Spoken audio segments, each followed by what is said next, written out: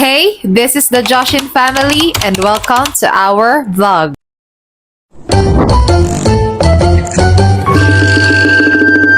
Nung nakaraang gumala kami, grabe yung pagpapasaway ng dalawang todzay.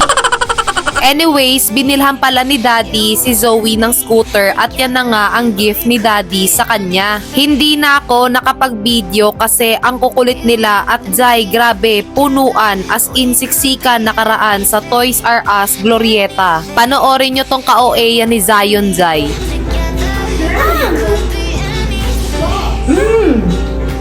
That was so yummy! You want? Yeah.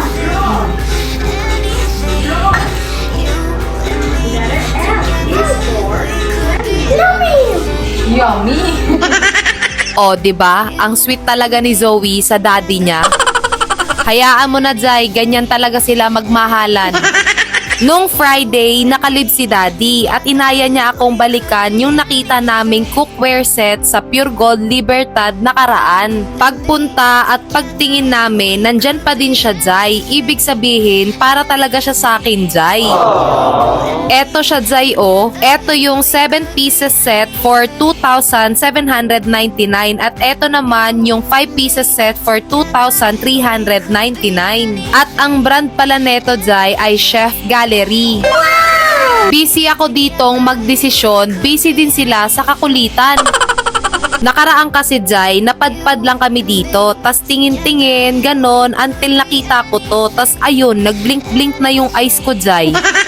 Ay, grabe naman talaga si Zoe sa kakulitan. Hindi na nga ako makapagdesisyon ng maayos dito, sinasabayan pa ng mga to. Pinapapili kasi ako ni Daddy kung alin sa dalawa, kaya kailangan natin galingan magdesisyon, Zay, kasi si Daddy ang magbabayad neto. Bigla nga akong na-stress dyan, Zay, kay sumbong ng sumbong si Zion na pinagkakalat daw ni Zoe yung mga kutsara sa kabilang corner. Kaya sabi ko na lang talaga kay Kuya, Kuya, ibalot mo na to, baka hindi ako makapagtimpe, maisako ko yung dalawa. So, eto na, Zay, yung napili ko is yung 7 pieces set.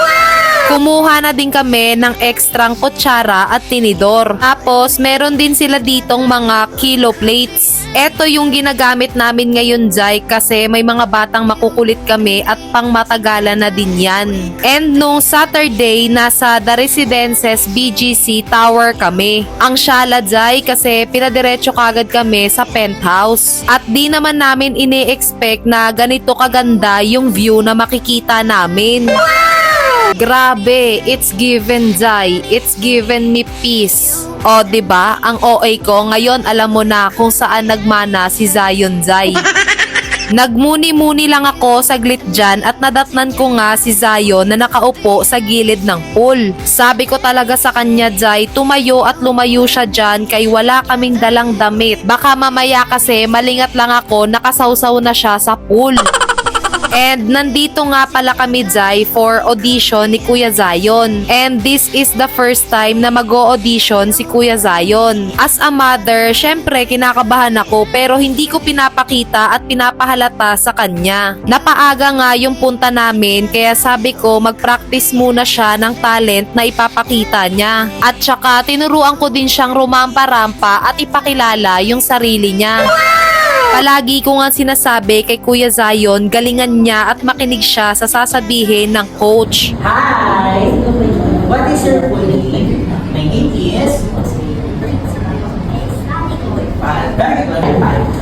Very good. Thank you so much.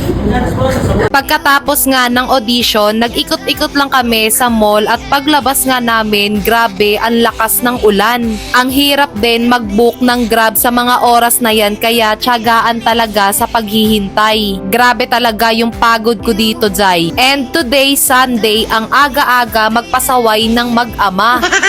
Like father, like daughter talaga, Zay.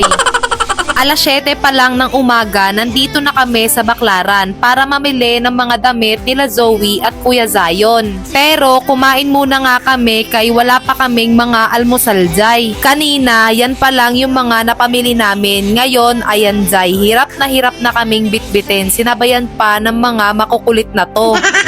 Anyways, ang dami naming nabili dito sa RRJ gawa ng ang dami nilang pa-sale. Once again, this is the Joshin family. Be smart, be safe, love ya!